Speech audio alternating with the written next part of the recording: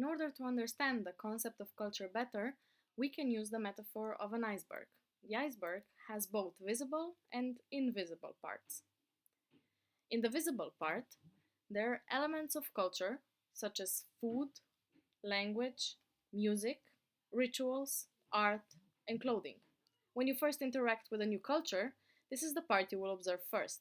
Let's hear some examples. The English people were putting milk in their teas in the morning, and I was like, what are you doing there?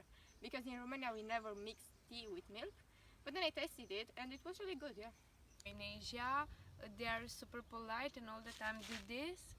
And for me, it was a bit strange. I was like, why they have to do this all the time? Like, what is happening? That in the north of Sweden, the Sami people, they're native Swedish people, instead of saying yes, they say like so I was asking them questions and they're like that's like what?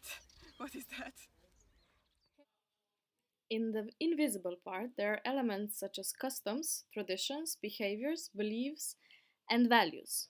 Exploring this part of the culture helps us understand it deeper. But we can only do that if we're actively in contact with the members, asking them why they're behaving as they are. Was when I was invited to a birthday party in Germany to a German boy. He said we'll meet at 12:43 and you leave at 6:41, and it was a bit weird. But after I understood that this is their cultures to be like very straightforward, it was okay. In Japan, if you're late more than 5 minutes, you have to say sorry to everyone and to show them that you respect them. I felt a bit confused, but after this, I realized it's just their way to show respect. So. The Nordic people are very reserved and stuff. At the beginning, I was not sure when to make friends because in the school you don't really interact with people outside the classes, so how do they do it? And then I noticed that they make these small groups based on hobbies. So for example, you can have your gym friends or you can have your after work friends and stuff like that.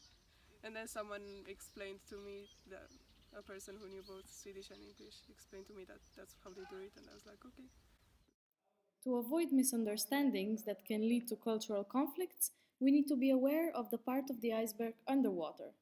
When meeting other cultures, be curious, patient, and respectful.